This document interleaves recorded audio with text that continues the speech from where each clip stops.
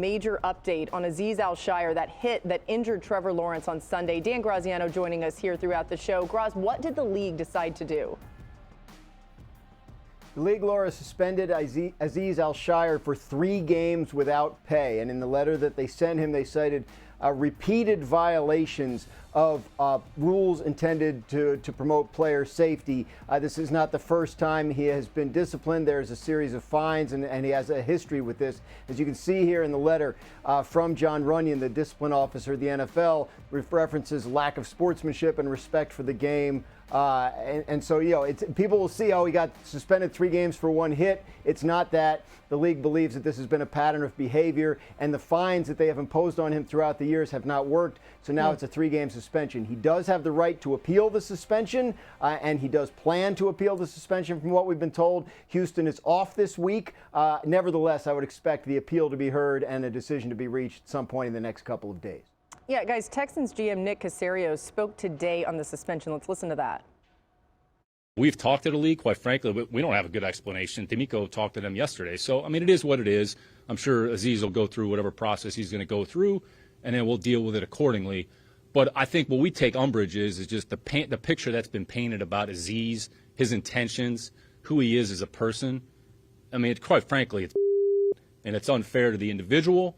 It's unfair to the organization. I mean, we love everything about Azeez Al-Shaair, what he means to this team, what he brings to this team. He was elected a captain after being here for 4 months. Marcus, what are your thoughts?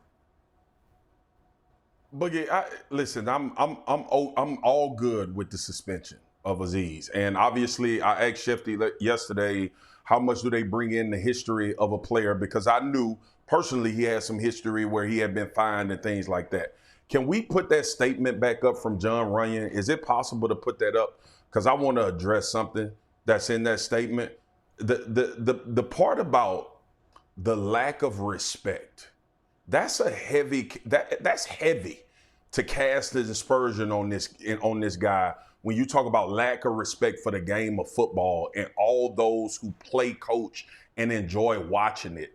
I hate that from John Runyon. Can we discipline him? Absolutely. But I don't think he has a lack of respect for the game or the people that play it.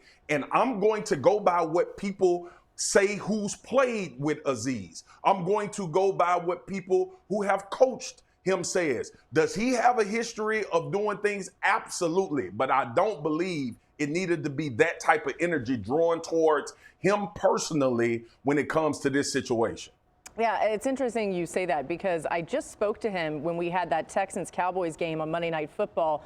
I was on the Texans sideline, and in talking to him that week, you get the sense of, and this is just my opinion, the respect that he had for what he was going to be doing, how he valued the joy that it is to get to play on that Texans defense and to get to be with his guys. So I'm with you here, Marcus. I think there's a lot to it that maybe hasn't been told, and we'll continue to see if he appeals it, as Graz alluded to. Let's read and react across the NFC West. The Seahawks sit atop of the NFC West at 7-5. The Cardinals and Rams both lurking there at 6-6. ESPN Analytics gives them the best chance to win the division at 38%, with Arizona not far behind at 34%. The Cardinals have the 6th easiest schedule remaining, while the other 3 NFC West teams all rank in the top 10 in terms of hardest remaining. So schedule matters here.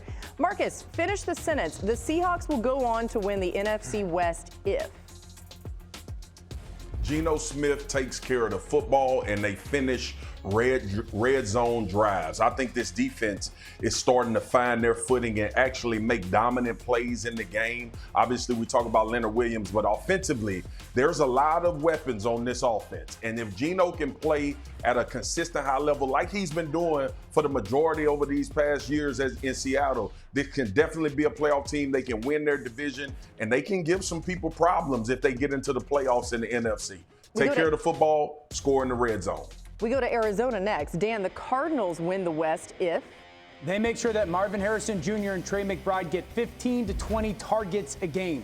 That's the offensive driving force for their passing game. Kyler Murray's been really good this season, but they got to make sure that Marvin Harrison gets the football. Marcus just talked about down in the red zone, but every part of the field. And Trey McBride has emerged as one of the best matchup tight ends and really just pure tight ends in the NFL. The more that they can get the ball in his hands, the better for their offense, and the more that they can take shots down the field to Marvin Harrison and those matchup opportunities, the better chances they're scoring.